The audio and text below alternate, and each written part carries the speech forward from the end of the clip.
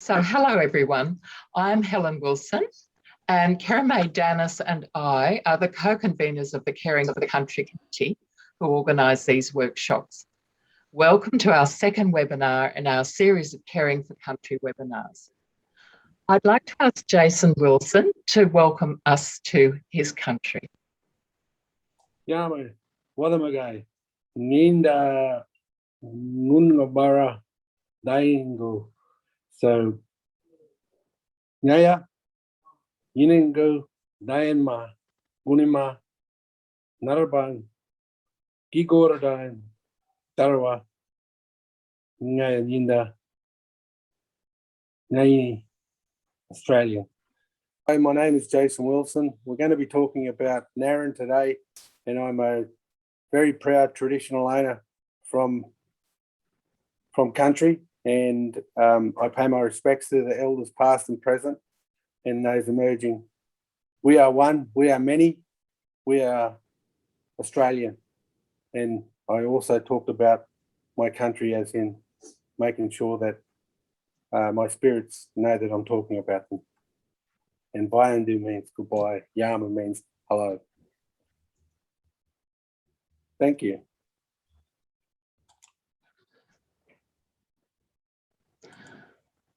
I'm very pleased to introduce Climate Change Adaptation for Aboriginal Cultural Heritage, the second webinar in our series of Caring for Country webinars. We are delighted to have our speakers, Polly Mitchell and Jason Wilson, with us today. In this webinar, Polly's story is the overarching theory and process. Jason's story is the on-the-ground experience.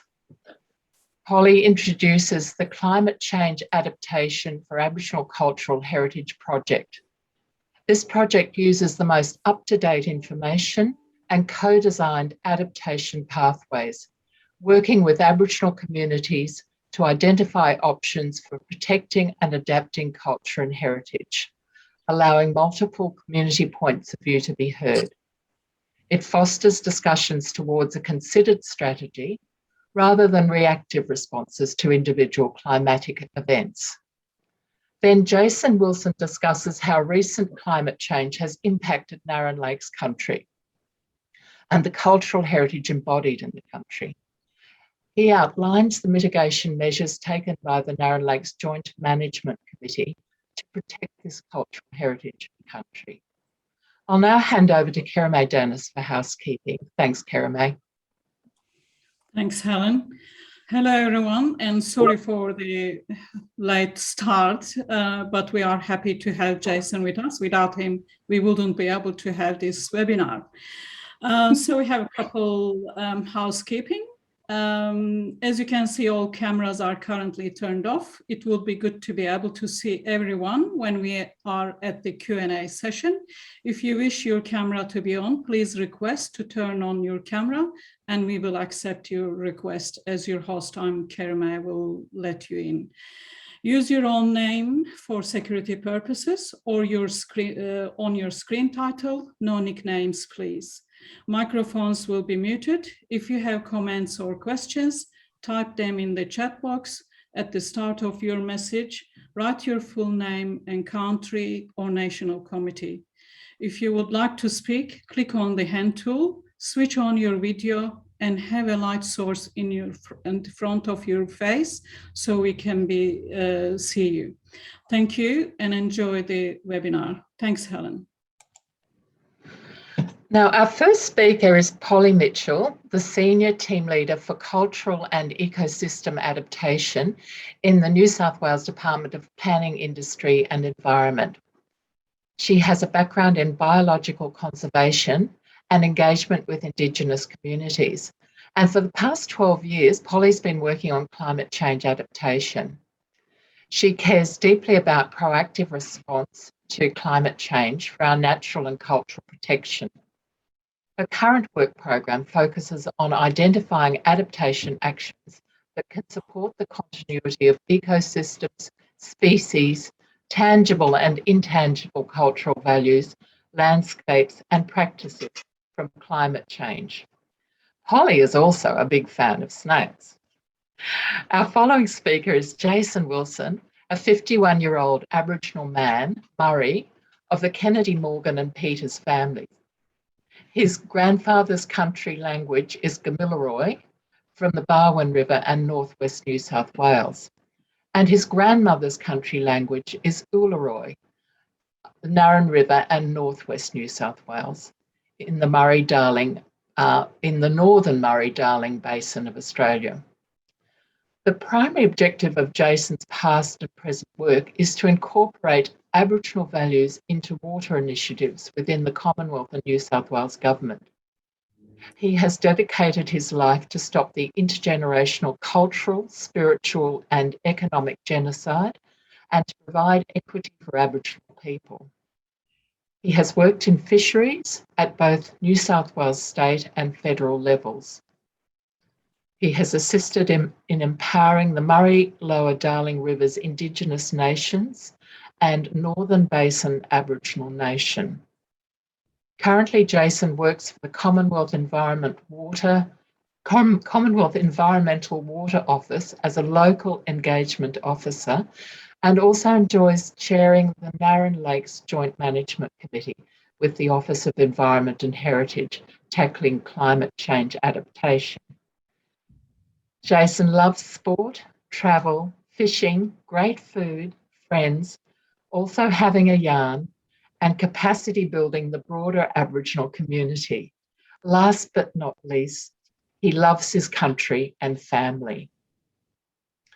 So during the presentations, think about your questions to type into the Q&A box. Please use the Q&A box, not the chat box. And thank you, Polly, if you could proceed now. Thank you so much, Helen, and thank you everyone for having me. And Jason, you legend for working out the technology. Well done. Thank you so much, everyone. Yeah, yay. Thank you so much for having us here today. I'm so excited to be able to talk to the work that's happening in New South Wales with Jason's group and other Aboriginal communities on how we're trying to address climate change adaptation for cultural values. Next slide, please. So I thought I'd just give, for those people who aren't in Australia, those who are in Australia, I thought I'd give a little context of where we're calling from. I'm calling from Gadigal country, which is just the Sydney area there, and Jason's calling from Gamilaroi country, which is probably about 700 kilometres that way from me. So hi, Jason. And I just want to pay my respects to elders past, present, and those wonderful elders emerging as well. And also shout out to all of the traditional nations and lands that we're talking on here today. So thank you so much for having us. I also wanted to show the context of Australia. You know, we're this big, beautiful landmass, and today we're talking about climate change. And really, I need to give the context of climate change for Australia. Australia really is at the forefront of the impacts of climate change. We're already experiencing it a lot. Next slide, please, Cameron. This slide I wanted to show everyone, for those of you who don't know about it or haven't heard about it, over the 2019 to 2020, Australia experienced some of the worst fires on history. It burnt millions and millions of hectares of our landscape, killed billions of animals, and massive impacts on our country and people and places and environment. Australia, this was preceded by a huge drought event, and Australia really is, we're not waiting for climate change impacts, we're already getting them now. And I think it really just highlights the urgency of us to be able to try and deal with some of the responses that are possible for us in dealing with these massive impacts that climate change is going to increase the frequency and intensity of. I think you can all agree with me that these images are quite scary, and we have the opportunity now to be really proactive in what we can do here. Next slide, please, Karen. The work that we're talking about today around Aboriginal cultural heritage and values actually originated from a different piece of work, which was looking at how do we identify what's possible in adaptation for the whole of national parks for New South Wales. National parks in New South Wales has a large functional responsibility. They look after a lot of land in our state, but they also are responsible for bushfire management, biodiversity conservation, asset management. I think they manage something like 32,000 kilometres of road. And they have also the responsibility of protecting Aboriginal cultural heritage. For the work on adaptation with that, of national parks. We went through a really extensive workshop looking at how we can address climate change impacts and adaptation. And one of the things that we found within that discussion was that actually our park staff, when it came to protecting Aboriginal cultural heritage, there was a real hesitancy of making decisions that the community weren't part of. And so when we were looking at what we can do for Aboriginal cultural heritage, there was a clear need to make sure that it's the communities, the Aboriginal communities, who are deciding the adaptation actions, not people who are not part of that community. Next slide, please.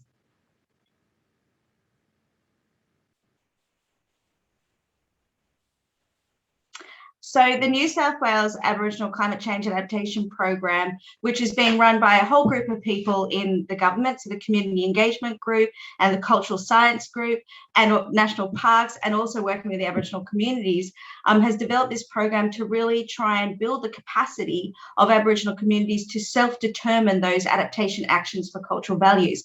It's about the fact that we want the communities to make those decisions on cultural continuity, not to be coming from government. And the process that we're going through is really about building the capacity and the understanding of climate change impacts. So why climate change is bad for cultural heritage, or why climate change is going to impact the things that we care about, but also being able to identify technical solutions and adaptation actions that are co-designed by the community to be able to determine what they want to continue with that. But most importantly, I think this program is really about providing a platform for the community to self-determine the climate change adaptation response, for it to be the community's choice in how they want to prepare and respond to climate change impacts. That's the most important thing about this. Next slide, please.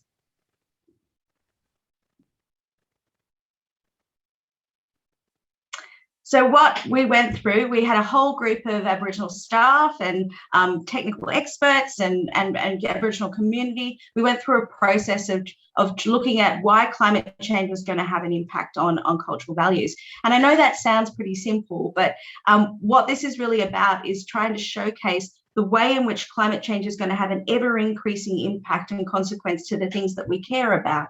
So we took people through a process called impact pathways. This is what they look like, these sort of spidery impact pathways, which is about identifying a climate impact and looking at the flow-on effect to that, of what that will do to the values that we're looking after.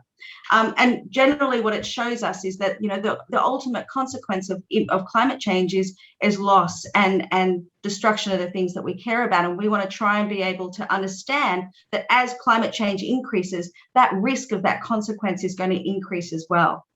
Next slide, please.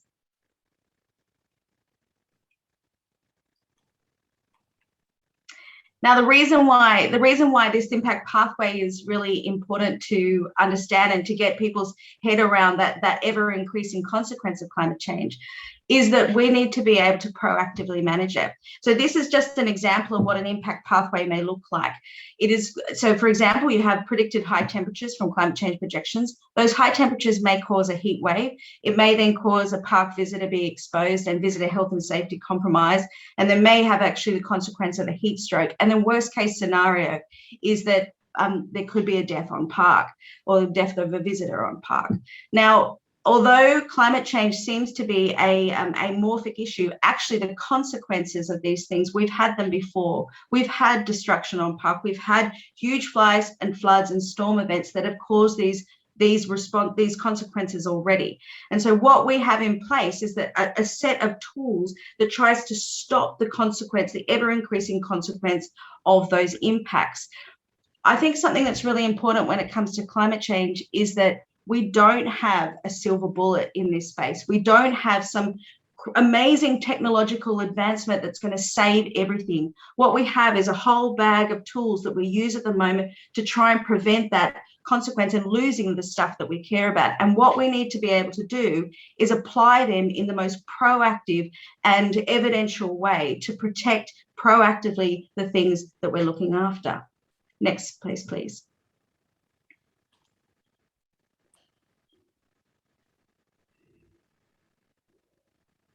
So this is an example of one of the outcomes of our workshops with the Aboriginal group and the Aboriginal community, where it's showing you all of those different management responses that we start applying along that ever increasing impact. This is an example of sea level rise, and the blue lines there are the impact pathways, so the consequence pathways, and all the black annotation around this is the different types of management responses that we already have to try and prevent that, to either respond or prevent the impacts that are causing the destruction.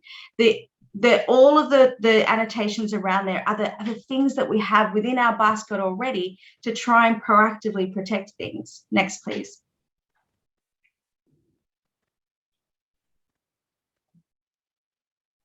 Now, again, the reason why it's really useful for us to understand that as we change our management response based on the risk is that climate change is not going to be uniform. We're not going to have a single change in our risk to the values on country uniformly. We will have different values that are at different risk levels at different times. And we need to be able to manage those risks and those impacts so that we protect them as much as we can. So, for example, with climate change, you may have things that are sitting in a low risk category where nothing's really happening to them yet, and they may move into a medium or higher risk category. Because, as I said, climate change will increase the frequency and increase the intensity of those events that impact our values. And then we may have values that are sitting within a high category that will need to be managed at extreme risk.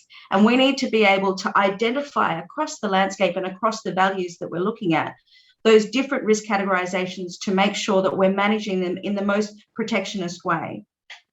Next slide, please.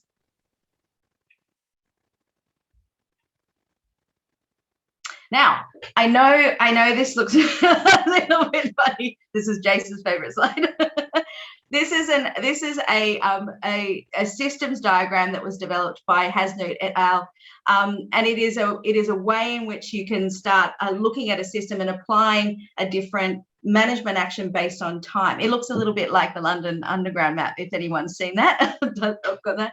But what this is a systems approach to identifying actions at a different period of time. And the adaptation community have really grabbed onto this because we can see that we're going to have to apply things at different impact levels or different periods of time. And we need to be able to see what they are to be able to plan for them. And our colleagues at UTS helped us in pulling out all of our management actions and our management responses into graphs like this to be able to see proactively what we're able to do at different risk categories. Next slide, please.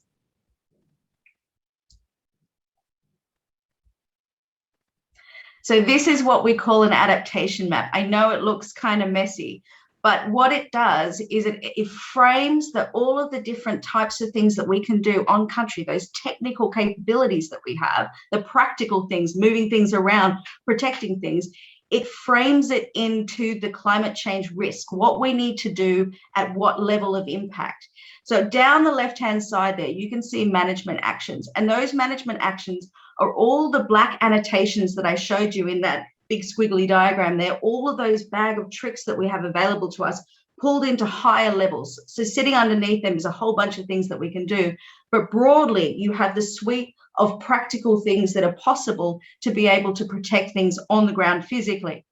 And then what it shows us is that we do different things along the pathway as risk increases. So the colorful line down below, that is the risk of climate change, the risk of increasing frequency and increasing intensity of climatic events, be it flood, be it storms, be it heat waves, be it gradual. It is as risk increases, we do things differently. Down the left-hand side there, you have increasing intervention. So increasing management intervention to try and stop the worst case scenario. And the reason why we don't do everything all at once, we don't go straight down into the worst case scenario of management intervention, because those things can also be damaging and have consequences as well. What this gives us, it gives us a way of being able to identify a value and look at whether or not we're at its current risk level. So for example, if we're looking at a value that's sitting at a low current risk level, how badly is it being impacted now? We can start applying that lens of saying, are we doing enough to be able to protect this value at the current risk level? And then we can see, and in this example, it's the yellow box there, so the medium category. Then we can look to the future and see, because climate changing climate change is increasing frequency and intensity of climatic events, which pushes it higher up in that risk category, we can then shift that box up and have a look at whether or not those increasing interventions of management can be applied to the values that we're looking at on country. Is it possible for us to be able to move it? Is it possible for us to be able to protect it? Can we do it somewhere else? So the important thing about this process is that it shows us, are we doing enough now to protect it? Are those things in the future able to be done? And can we plan it? Can we be proactive in the action for those values so that we're not just sitting there waiting for everything to go? This is about us having a mandate to act and being able to be proactive and present in that management response. The other thing that I think is a really important point in this, which is a challenge within the adaptation space, is around the when do you do stuff? And as you move from different risk categories, that is about frequency. It's about impact. It gives us a quantum of where we can have triggers to say we are now in a high risk category. And so we can plan and then respond appropriately as those risks increase. Next slide, please. So that's the type of process that we are going through, and we're working with different Aboriginal communities across the country, across the state, sorry, and working with Jason, who you're about to hear about how they're applying it on ground.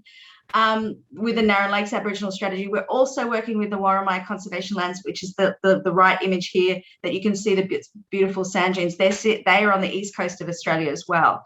And the whole point of this program is around, I'm going to say it again, is around the self-determination of communities. And probably my one perfect example about why this is so important is a couple of years ago, I presented to the Custodians Network, which are the chairs of all the joint management committees. And in New South Wales, joint management is Aboriginal-owned land that is jointly managed with national parks, and you have an Aboriginal governing board. And the chairs of the joint management get together every year and have a meeting. And I was presenting on this process, and I was giving the example of how you apply these pathways to identify what you want to do for an adaptation response. And that the example I was giving was around shell middens. And I said, so for a shell midden, for example, if sea level rise is impacting a shell midden, you could put a conservation works over it, you could put concrete over it, you could pull it out and put it somewhere else, you could let it fall, you could let it go, so you could actually let the sea level rise wash it away. You could practice that in another location that's safer. And as I was saying that, there was probably about 60 people in the room. As I was saying that, each recommendation that I had, people either no, we wouldn't do that, or yes, we would do that. And that's the whole point of this, is that the solutions are a discussion with the community for them to self-determine what they want to do for their own culture. It is not about saying this is what has to be done. It is about a discussion for the community to say, we want to have cultural continuity and cultural practice continue on country. These are the decisions that we're going to make, and these are the options that we have available to us. So I'm super excited about this program. I think it's amazing what the Narran Lakes and Warramai community are already doing. I think you're going to love Jason's presentation because he's just fabulous. And so I'm going to leave it there, but I'm really grateful for you having us here today, and thank you, and looking forward to discussion. Thank you.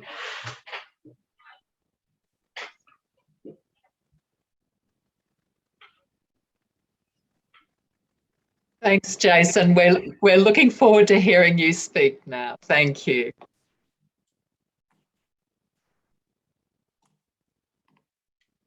You are muted, Jason. It's always the way, isn't it? Wow. Thank you, Helen, and thank you very much, Polly and your team. I want to make sure that I do an acknowledgement to the work that your team's doing with us. It's fantastic out here at Narran.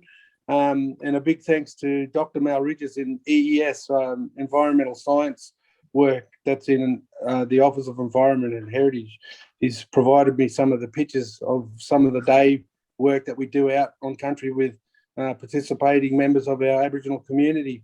First and foremost, I want to acknowledge country. You're looking at Narran Lakes. This is about 700 kilometres from Sydney, as Polly has mentioned, and this is pretty important. We call it Gigoradane, as it is a greater place of great reverence. And the other part of it too, we call it Darawa. Well, Darawa means a meeting place. So when the water comes and the floods occur, the birds come and they do their business. So that brings a lot of our people out the country to do business. And what that business is sort of encapsulated in some of the stuff that government are doing now, where cultural flows are starting to be recognised in water resource plans, and they must have regard to Aboriginal people in those plans around cultural flows. And a document about 2011 was jointly signed off by the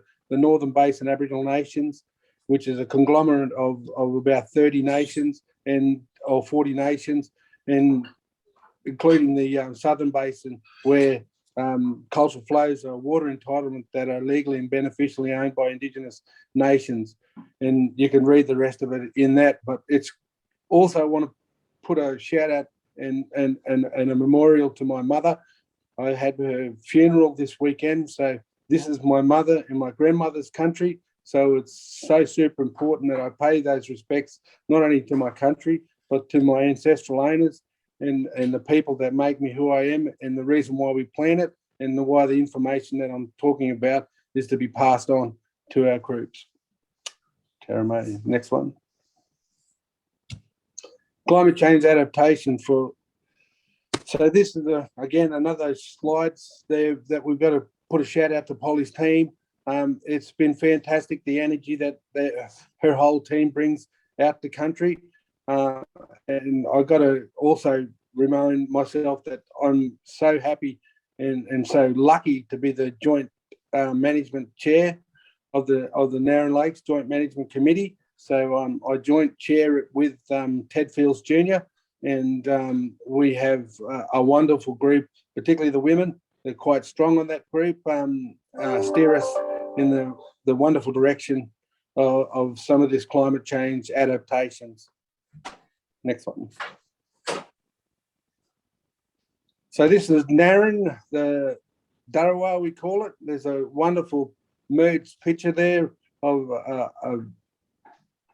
the dreaming story of Burrugu. Burrugu is a point in time that is neither the past, neither the present, or neither the future.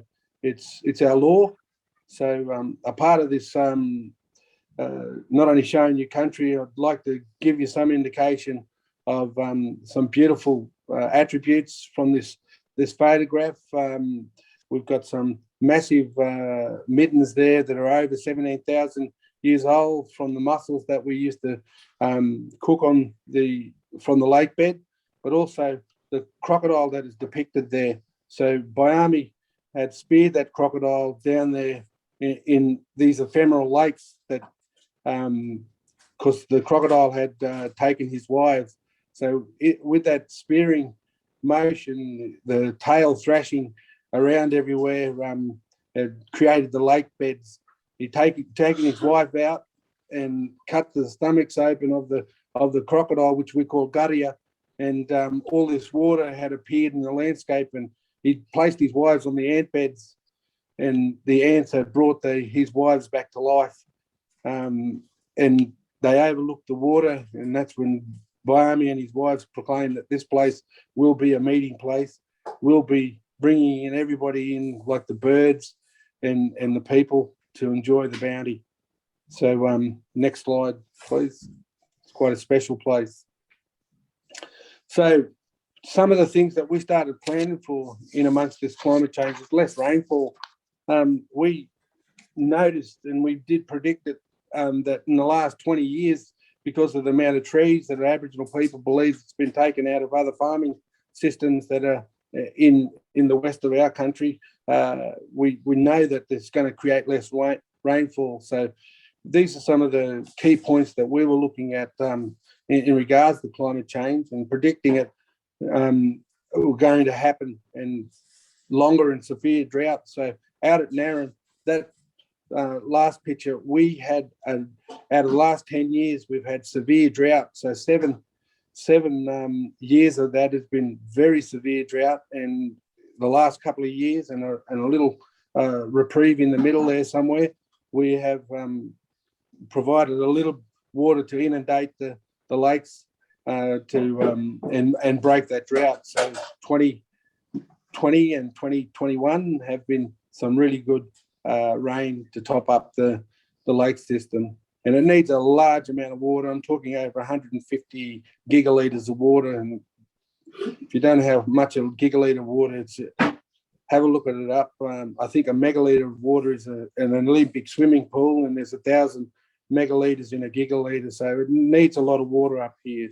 So there's more extreme heat waves. I mean, summers here, up here, and talking to BOM, the Bureau of Meteorology here in Australia, they're predicting that there's going to be more days over 45. I mean, over 30 days plus in summer, over 45 degrees, and it bakes. It is extremely difficult to be out on country if there's no water in the landscape, knowing how hot it's going to be. There's high risk of frost in the winter, and it's funny, you go from these extreme events, as in the heat waves and the hot summers. If you have a drought winter, the frosts are quite incredible out here. They call them black frosts because they burn everything off. So flooding has been infrequent, and the smaller flows are a real problem.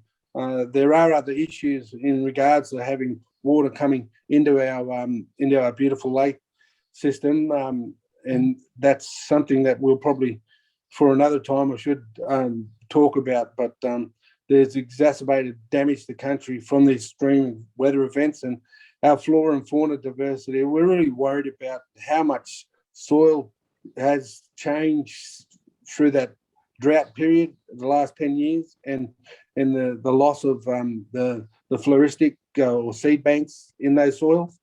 And of course, the intergenerational cultural genocide, I'll probably touch on it a little bit later, but, you know, I'll give you an example now. My son is 13 years old, and in that last 13 years, he's only seen the water come into the lake in the last 2 years of his life, physically, to enjoy it. And we need water in these lakes for a long period of time to bring the mussels back so we can actually eat. So there's some real issues around climate change that we're trying to address. Karen, Mike? So some of the things that we have used in the predictive, in the adaptation pathways work that we're doing, and we done some work a while ago with Dr. Mal Ridges around health indicators. And one of those wonderful health indicators is the lignum that these birds are sitting on.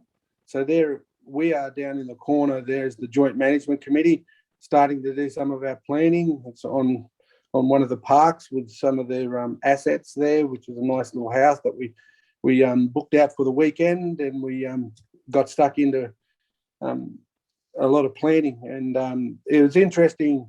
The lignum came up as one of these important pathway health indicators of country, and we decided, because it requires water and the bird requires that particular plant. If you can see those birds sitting there in that picture, that's the lignum that they're sitting on. They love to nest in it. They love to weave it, tramp it down, weave basket nests, and we've learned how to weave from them. But they call them bin chickens, or they call them tip turkeys, but in our country they're extremely important. They're called murugu, and those straw-necked ibis, glossy ibis, come to Narran into our lake systems when there's water there and the conditions are perfect. They can nest up to 200,000 pairs. So when those birds come, that means when we come, the message sticks are sent out to the neighbouring nations to come in and enjoy the food and the fibre that is provided not only from the lignum but also from the encouragement of the birds coming in to enjoy the food. So part of our risk assessments, we looked at lignum as low, medium and high, and wanted to make sure that we got all these processes in place when we started the plan. And we'll go to the next slide. And there is our beautiful adaptation pathway map up in the right-hand side. So it's given us low, high, and extreme type of actions that we can actively plan for. And with that, with me scribing up on the board there with Polly's team. So we're hoping, so some of the decisions that we've made out at Narran is the open days. So Narran Nature Reserve has a designation on it that you can't visit it all the time like a normal national park. So it's only open for a couple of days of the year. And one of those opportunities is the open days that we put on, and we do a highly cultural landscape open day with some of the walking tracks that we've put in place there. But again, taking that open day after some of the climate adaptation work that we've done, we've taken it from summertime in that 40 to 50 degrees period into the winter time where it's, suitably helpful for elders. We don't want anybody to be stressed on country. These open days are meant to be wonderful opportunities for people to enjoy country. But putting that words on those boards and then putting them in this action pathway map, I think it was a wonderful experience for the group to see the possibilities that not only what planning can provide, but how we can interact in amongst the people that are providing a whole lot of support for us, whether it's scientists, whether it's the Polly's team, whether it's National Parks and Wildlife, looking at their operational works and embedding some of our process into hopefully the work that they want to maintain out there. But we looked at that lignum. This lignum pathway is important for the women to establish, off park nurseries to maintain the lignum stock. So if it does rain again, and if there is a reduction in lignum on the place, that we're perfectly positioned to try and restock the place, but also noting how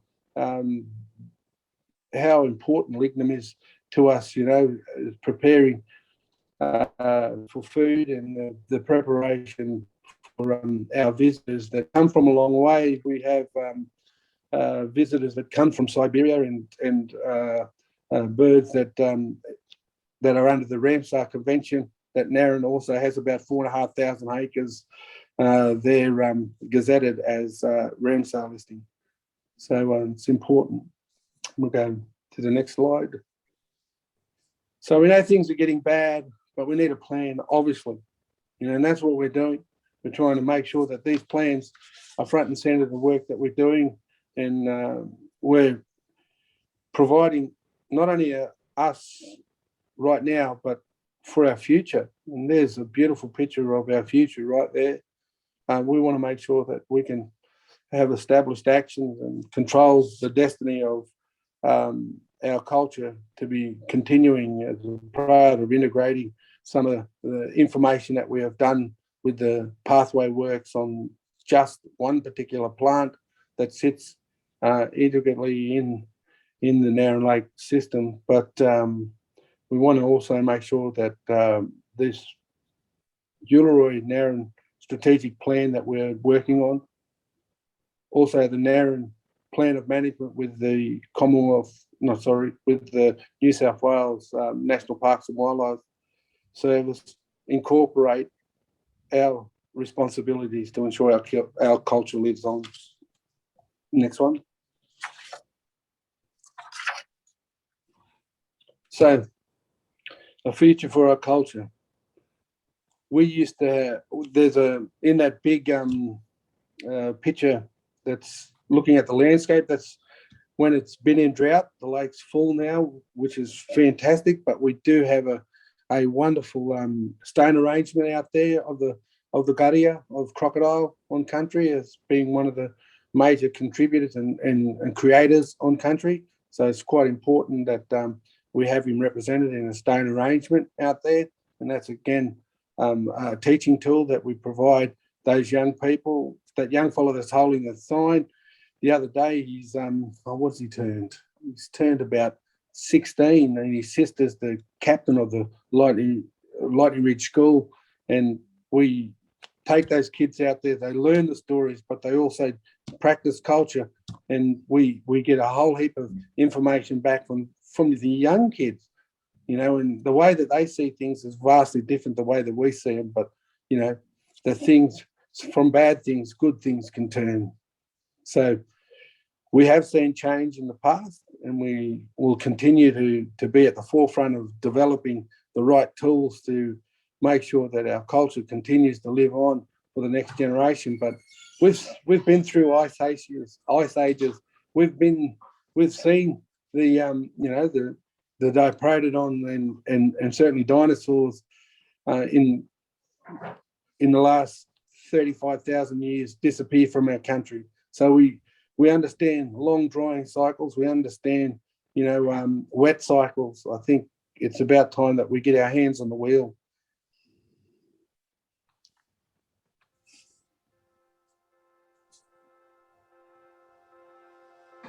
Here's a wonderful short video that we have of Naren. That's Darawa there, and that's Yuragai Gundi. That's the sun going down to his camp. Yeah, so we're looking at some. Oh, has that stopped? I thought we'd finish off the presentation with a quick glimpse of some beautiful water in the Naren system. So there's a number of lakes. There's Back Lake. And this is our open area.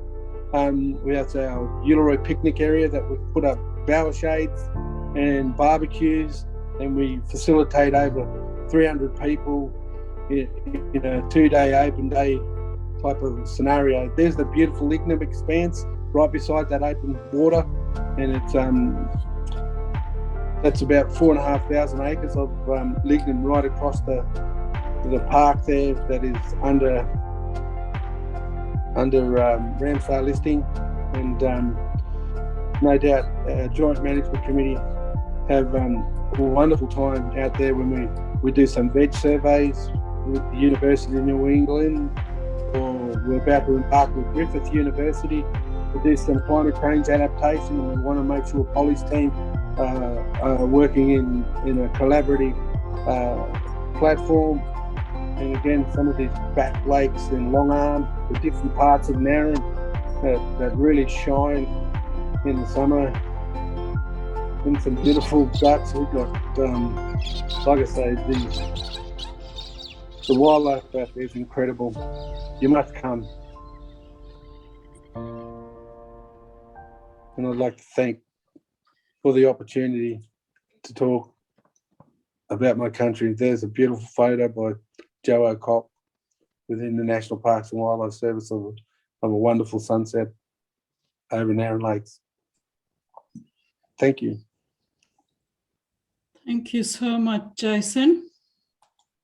That was a great presentation from both of you. Thank you, Polly and Jason. What a way to finish the presentation. As I said in the practice run, it is kind of like you want to go to the country. You want to be there and you want to be in the dreaming phase. You know, it's great. Thank you so much for sharing with us. Now it is the Q&A time. So I will start with the first question. Polly, you are talking with many Aboriginal communities across New South Wales. What are the other communities facing in terms of climate change? Can you give some examples? Thank you. Yes, thank you, Karamate. Yes, we are. I looked at the participation list. I think the Warramai group is here. I think Jamie Tarrant's online. Hi, Jamie. Hey, big shout out to you, brother. Yeah. So I think the important thing is that each area across New South Wales will be dealing with different types of climate change impacts. For example, the Warramai group, because they're on the coastline, they're getting a lot of our big East Coast flow events, big storm events, and they're going to have a different response in terms of the types of impacts from climate change. Also, our colleagues out west and our friends out west are dealing with huge heat waves, such as Jason spoke about. But I think the most important point is that there will be different things across the landscape that people are dealing with in terms of the changes to biodiversity, the changes to country, the changes to the ability to be able to practice on country and have cultural practice on country, and the safety of those people on country. So it's almost how long is a piece of string in terms of the different types of climate impacts that New South Wales will be experiencing, and the communities will be experiencing separately as well. Thank you, Polly. Stuart Reid asked to be online with us. Thank you, Stuart. I see Zainab Gulunal has her hand up. Would you like to be panelist or just to talk, Zainab?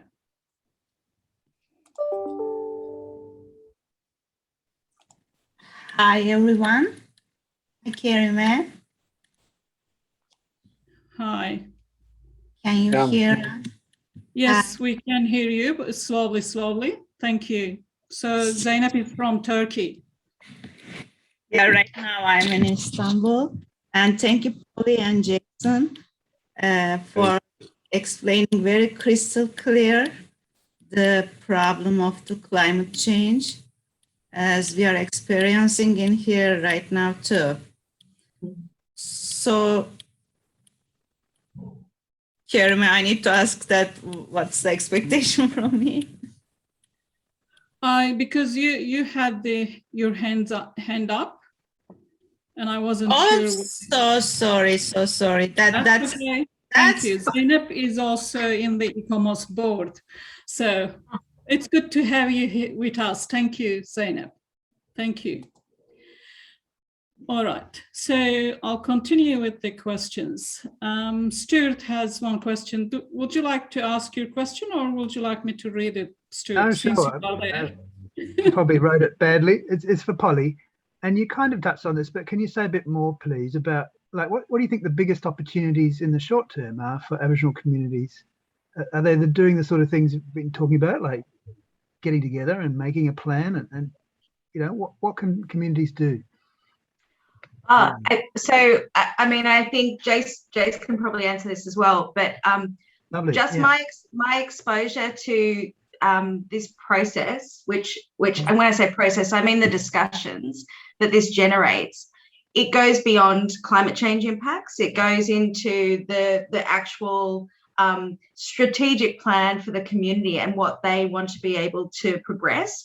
So even though you're looking at a really proactive climate change response, it actually expands into a really thorough and in-depth conversation about the communities, what the community wants to do in their forward planning and what the community wants to protect and be.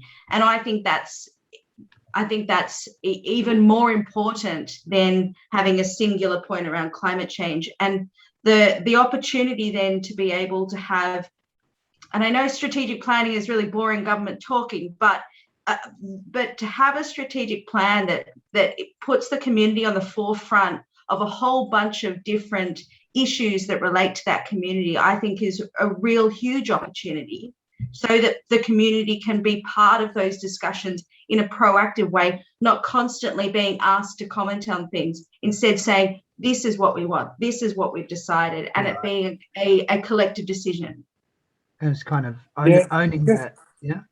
Just to add to that, I'll just give you some indication how we done it at Narran, and this could happen with anybody else, anywhere else in the state. National parks, I've got to give a shout out. They've got a lot of, you know, land across New South Wales that Aboriginal people can enjoy and go out and do whatever they like. We, 10 years ago, as a joint management committee, petitioned, before it became a joint management committee, petitioned National Park to say, we want a group of people that want to talk about Narran, because we felt, you know, we were doing massive school visits. We're doing a whole heap of stuff out there, and that's been carried on from our great-grandfathers, the people. We've never lost that connection to our country, and I really feel for those who haven't. But this is the process that we put in place to maybe give us an opportunity to put an education plan together. National Parks were very supportive to that. And then they started putting a budget aside to say, oh, let's facilitate conversations about our operation plans here and see if we can get some synergy. So we started putting a strategic planning document together, and then Polly's group come along there about climate adaptation. That's another group that we've incorporated into some of the work.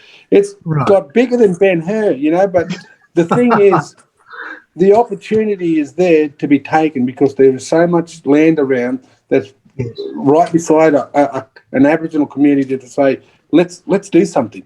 And then the obvious plan of management the national parks have on it, we are at that stage now where they're renewing them after every 10 years, and we're going to insert a lot of our planning that we've done in the last 8 years into that. Fantastic. Yeah, good. Thank you, Jason and Polly, and thanks, Stuart, for the question. The next question is from Lynette Gurr to Jason. Can you explain how your community feels about climate change action? Well, I think we're a lot like the great unwashed out here. A lot of people don't know what climate change is. A lot of people don't know what those effects are, but they are living it. You know, to have days in summer where you're in lockdown like we are right now in New South Wales with the COVID situation, you can't leave your house unless you've got sunscreen, hats. You're firstly hydrated, and you can't stay more than 2 hours out in the summertime, in the guts of the middle of the brutal summers up here. So it is real. I think people don't know, and we haven't got the science around it, but it's educating people on what are those impacts. You know, people don't understand that the winters are so cold now, and it's funny, those temperature extremes. That's one of those issues around climate change. I think the more that we get a comms and engagement type of strategy, plus the plans that a small group of Aboriginal people are doing just out at Narran as an example of a regional area, maybe those type of conversations can be had more broadly with the community about what are those impacts of climate change that's in your patch. And that includes if it's so bloody hot in the summer, and as soon as any water hits the ground, it's not running off, it's soaking up. And there's a massive change that is happening to the hydrography in this neck of the woods that people would not understand, but I think the more that we document it, the more we understand it, and more that Aboriginal people can explain it back to Aboriginal people how climate change is affecting not only their culture, just their general day-to-day business in a given town, or their ability to harvest yellow belly or fish out of the river, or go out on country and chase the fruit that we usually get from our native plants, because the seasons are subtly changing. So I think it's a long-winded answer to your question, but those are the type of, if we can get that information out to people that climate change is real and it's happening, and these are the type of things that it is affecting, I think our plan that we've got put in place just for Narran is one of those examples that could be broadened out. That's good. Thanks, Jason. The next question is from Olufemi Adetanji. I hope I'm pronouncing it correctly, Olufemi. He says, I think this is for two of you, Jason and Polly. Good day all. All the presentations are highly interesting, offering insight into local actions to preserve Indigenous heritage. Can someone advise where I can get reports on these local actions? The reports can be either prepared by government or non-government organizations, and he would appreciate babbling any library or organization that can be contacted. I think that's for you, Polly. I think it's for me.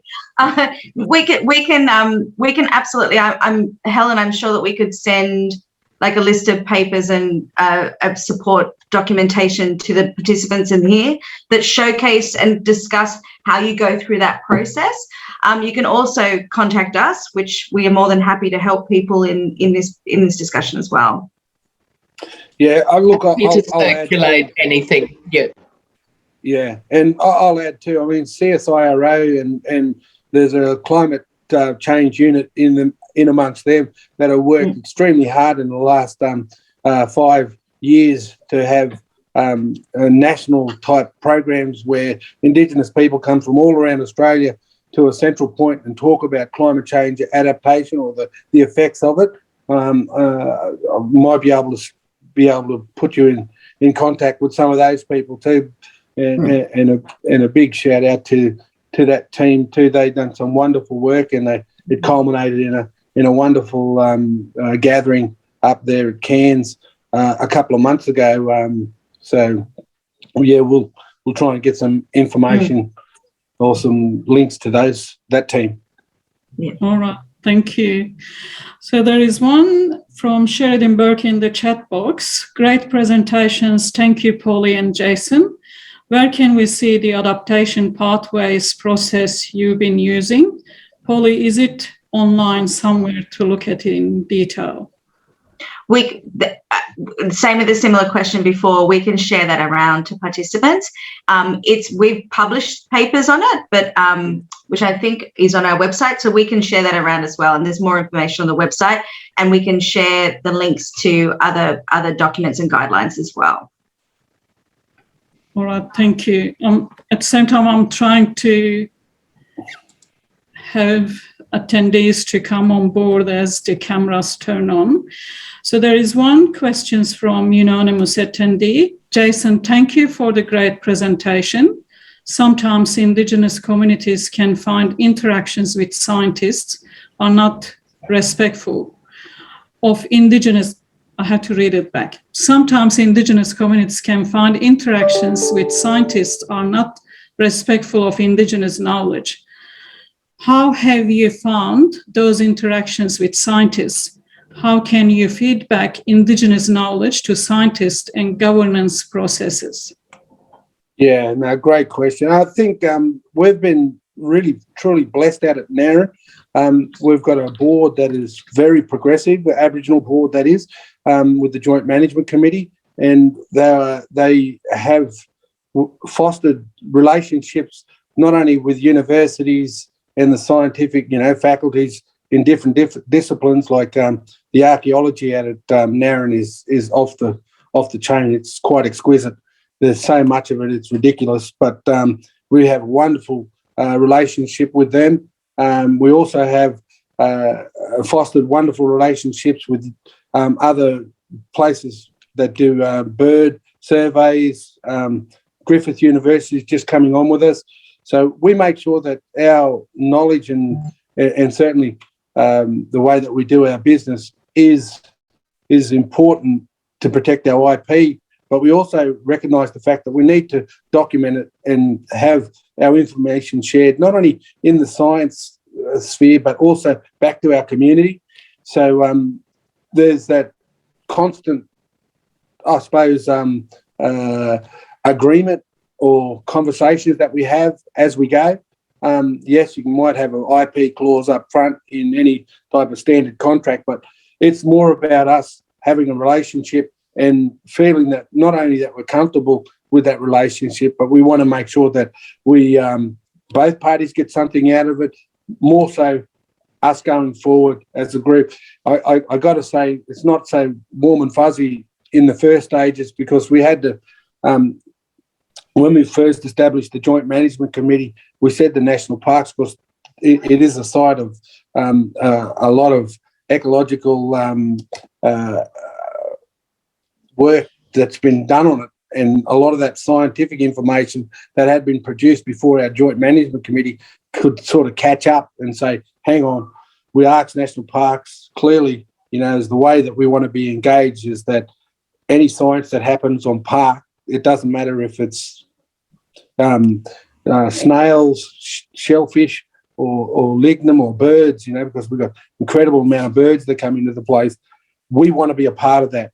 And then we'll discuss how we have that relationship. So whether we need to be formal or whether we're going to be informal, I think we've worked extremely hard as a group to shape the conversation with science and scientists to say that we're front and centre and we want to be involved, and this is how we can inform not only your science questions, but we want to take it back to our mob, learn our country again, because we had been dispossessed for a long period of time, and it's a part of them recognising that it's part of reconciliation. It's about us getting back on country, and science is a wonderful opportunity to do that with.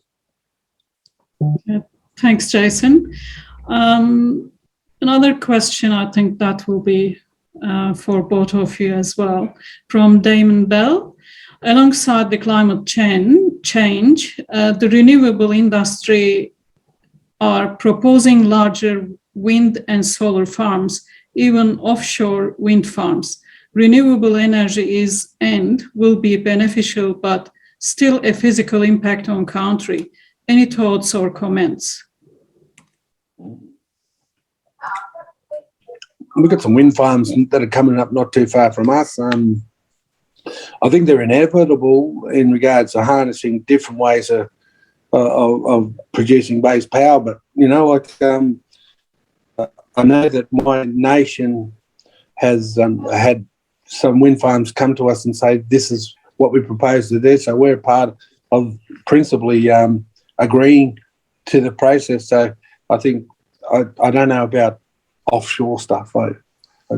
Yeah. But we have protocols that we go through.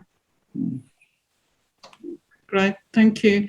So there is another question in the chat box from Zahida Zelda.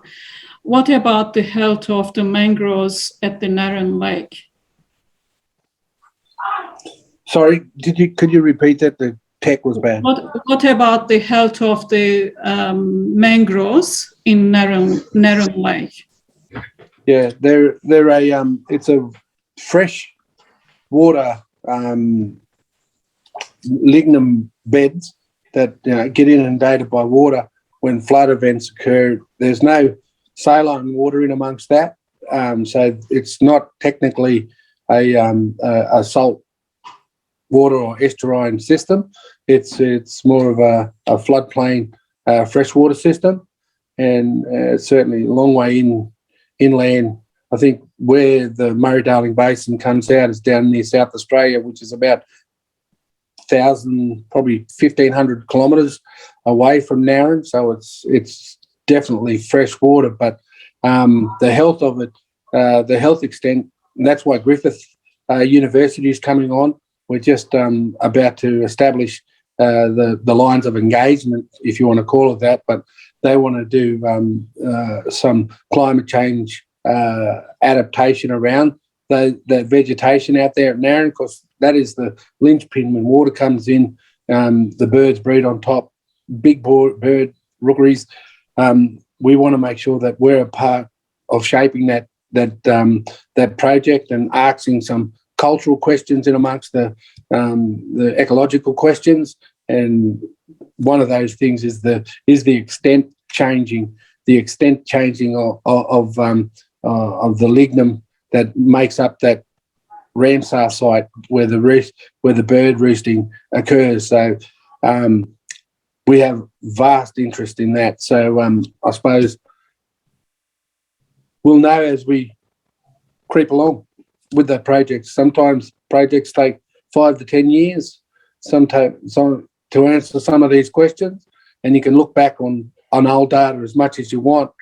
But I think the future is always important to be looking forward and getting planning actions that does not make your country any crooked than what it already is. Thanks, Jason. Zahida had another question in the chat box. I'll just ask this one and go back to the Q&A box. Are there any storytelling, poem, and visual art linked to the Narran Lake? Yes, I might have to give you a link. There's plenty of stories. My great-great-grandfather, Ipai Peters, done a book with a lady called Catherine Field. What was her writing name? Because they didn't like women writing books back in the day. So her name was Langlo Parker, and she'd done legendary tales of the Uluru people. So we were so fortunate that my grandfather had documented a number of stories of Dreamtime and the dreaming, or the Burrugu stories, of creation. Yeah, so I might have to send you a name and link, and you can have a look at that. Yeah, so Kate Langlo Parker wrote some wonderful books on the Narran area. That's great. Thanks, Jason. Sherry, I know it's not formal questions. The website Polly referenced, but I can't turn on the saving to chat box, but I will share with you the chat box once it's available, once we finish the presentations.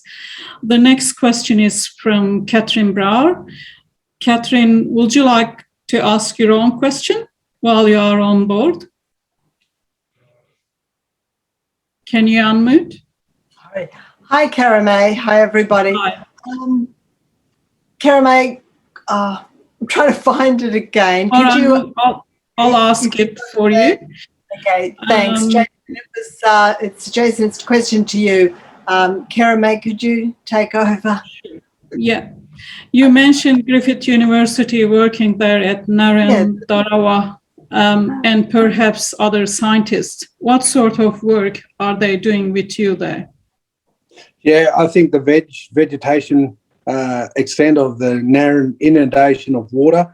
So the Commonwealth Environmental Water Office had to put some funds aside to not only document the vegetation prior to any watering event, that like a flood event that has occurred. So we done an assessment prior to, and while we had the 21 events, the 2 years where water came into Narran, we also had those surveys in there about the vegetation, and certainly the seeing if the water that had been provided there has done the work in regards to priming the lignum to take on a large bird breeding event, so the health and condition.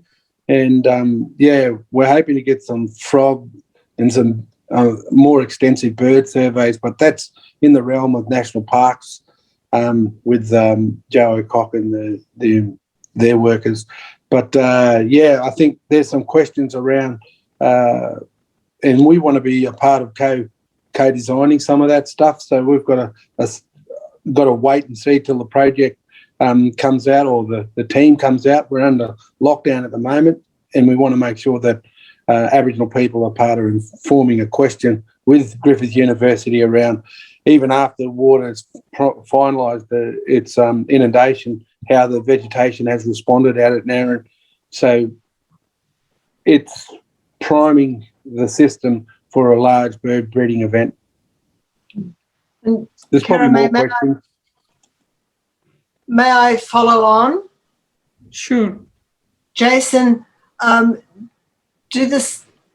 in that work, do the scientists have any information of water flows of some years ago, perhaps before there were some of the bigger drawdowns of water further up the catchment, thinking of some of the big cotton farms, I'll say it, on the catchment. But do they have some comparison, or even through your knowledge, your community, are you able to tell them, well, what it was like 20 years ago, like some baseline earlier data, so that you could perhaps have more water allocation, have those arguments?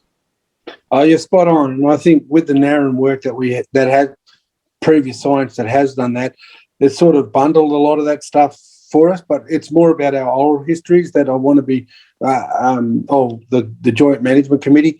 We're soon to embark on that project. We haven't started it yet, but they're wonderful questions.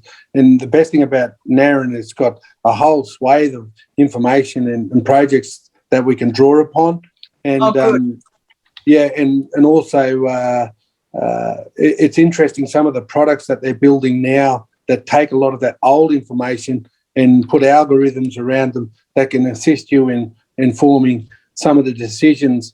But it's important to try and get some of those anecdotes from traditional owners about how they perceive the country as health. We're vastly different to what would you call Western science sort of ways, but we want to marry the two. Thank you. And nice to know that you understand the landscape with that large extractive industry that sits comfortably above Narran, and it's a really tough one. It's a bitter pill to swallow. Tough one to fight. Yes. Yeah. Okay. Right. Thank you both. Sam Altman, would you like to ask your own questions, or would you like me to read it? Since you are online, you are muted. I can't hear you. Sorry, let me start and then maybe you can help me. Hello, everyone. Look, thank you for all that, and especially Jason. That's a fantastic story of your work on country. It's inspiring, you and others, of course. But I just want to talk about climate change. It's a very big thing, and a very big part of it is the social inequality. That is a part of it, that everything that was unequal in the past is made worse, more unequal. And as we know, the sort of sorry history of Indigenous Australia, lots of inequalities, and it's all made worse. And we there's a little touch of this with the fact that the word cotton seems to be a dirty word here, quite understandable. But my actual question was around things are bad, as you described, Jason. Those days over 45. That means it's unlivable. Humans cannot live in that sort of environment, and air conditioning is not going to make it to Lightning Ridge, or only to some people at Lightning Ridge. So I think it's bad now. We know it's going to get worse. The emissions in the atmosphere mean, it'll be, we can't stop it getting worse. And all we can really do is stop it, or try and stop it getting absolutely catastrophic. That right now we're at 1.5 degrees, 2 degrees is baked in, at least, maybe 3. We might be able to stop it getting to 4 or 5 degrees, and who knows what will happen up till then. There is the COP26 big meeting in Glasgow. Those meetings have been pretty useless in the past, but people are holding out those sorts of things that maybe now, with all that Northern Hemisphere climate destruction, finally some rich countries have started to understand that climate change is for them too. Anyway, I guess it's really a bit of a rave I'm doing here. I know how hard it is to do some of these things. I just think that it's important to really bring that in, and it's great. I talked about you, Jason, and the work you've done. That mention of Aboriginal language, the work in the schools, the learning from country, all those things are really important and crucial things, and so I would commend that. But I don't know what my question is now. It's really about climate action, which someone asked in the past. Thank you, Sam. Your question was, how can we stop the obsolete worse. So we don't know think how we can. It's no, it's an I'm interesting also position. cautious, yeah, just to remind that because we started late, maybe I have another question to ask from Steve Brown, and then maybe we can wrap up after that. So Jason, if you would like to answer for Sam couple, just shortly.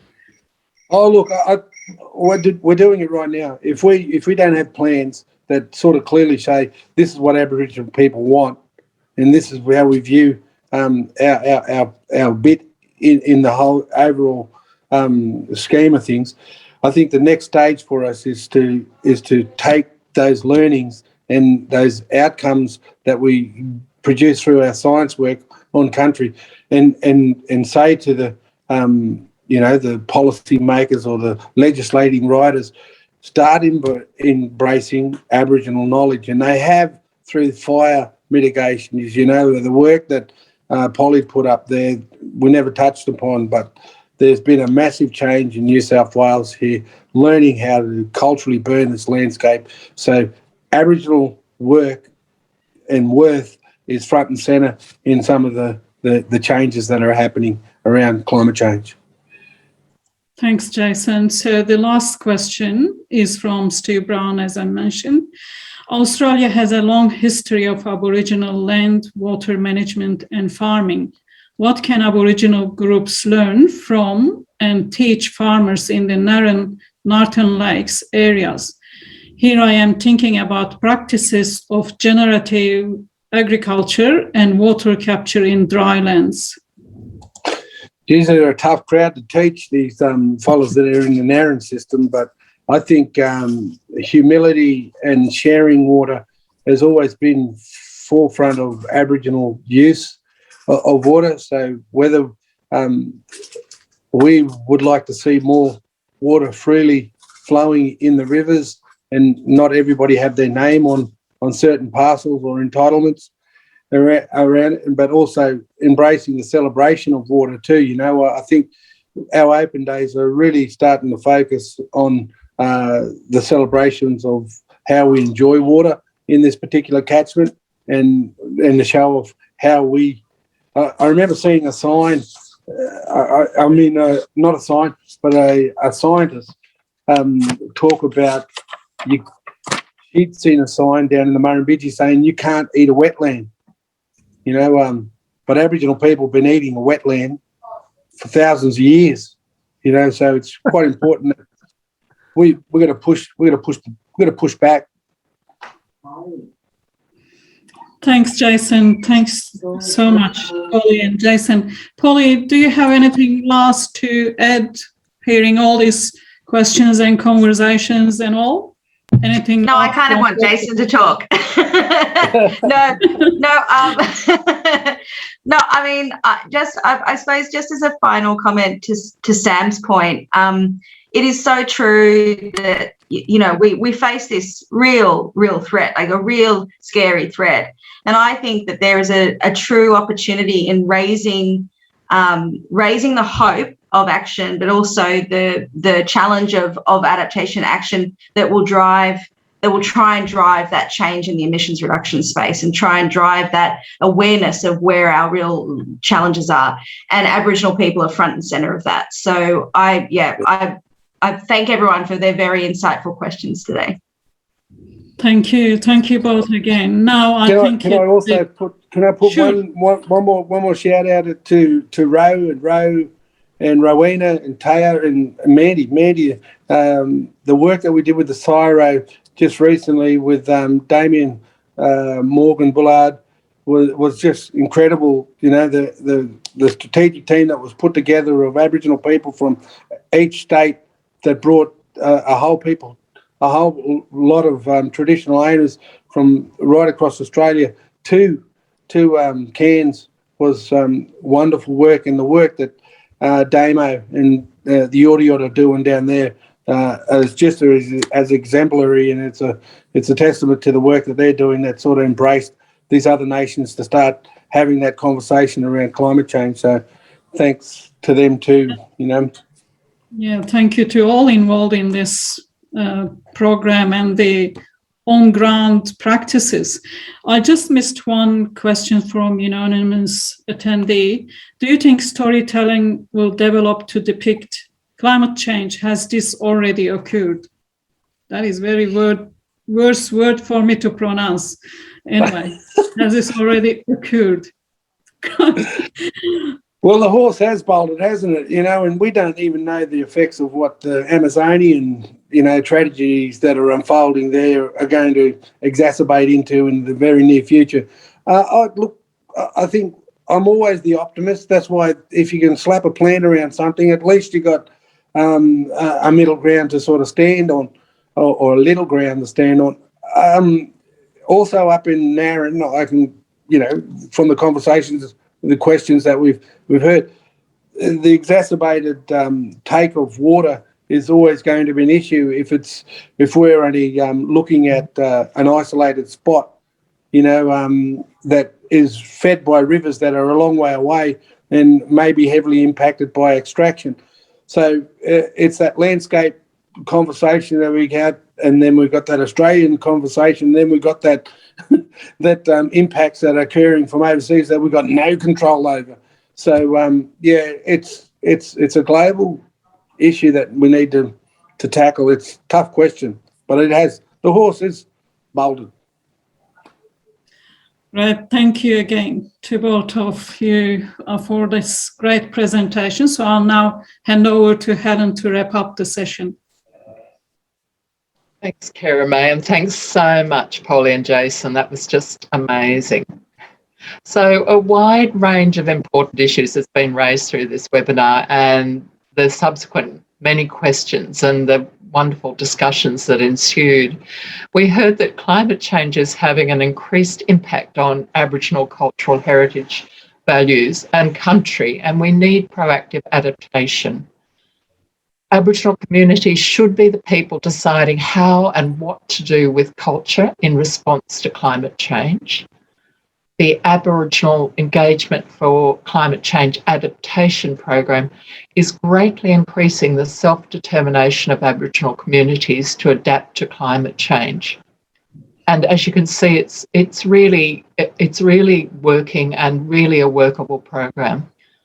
The Narran community is already acting on protecting their culture and country from climate change and implementing actions that will improve the spiritual, cultural, environmental, social and economic conditions of their community and support other Indigenous nations.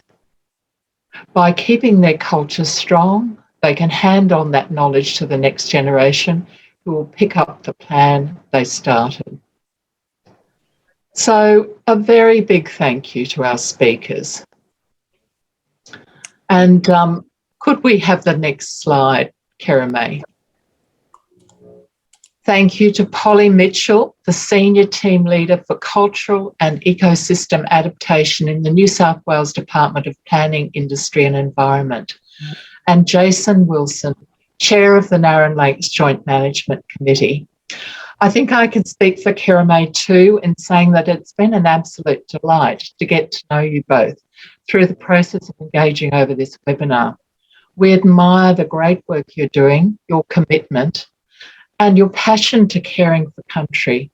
It shines through in this webinar. Polly and Jason's bio details can be found in the newsletter which accompanied the invitation to this webinar. If you don't have it, email us at the Caring for Country email and we can send it to you. Also, if you have further questions that you haven't asked, please send them to the Caring for Country email on the next slide. We will also email the chat. Oh, it's on this slide, sorry. We'll also email the chat and the various links to everyone that were discussed in the webinar. Lastly, our thanks to Jay Cook, an Australia ICOMOS Associate Member on our Caring for Country Committee. Jay designed all the great graphics for our webinar series, including the logos, newsletter and PowerPoint templates, and so on. Thank you very much, Jay. Thank you all for coming. Please join us for the next webinar in our Caring for Country series. Burning Country on Wednesday, the 13th of October 2021 at the same time, 12 noon, Australian daylight saving time, ADT. If you wish to contact us, please email us at caringforcountry.web@gmail.com. The Caring for Country webinars in the ICMOS webinar series will be available on the ICMOS International website under ICMOS webinar series if you do a search on that. The links to the recordings of our first webinar, Oceanic Wisdom for a Climate Chance, will be up on the website very soon, and the actual videos are up there now, the video sections of the webinar. Thank you very much for coming and joining us. We hope to see you again for our next webinar in a few weeks.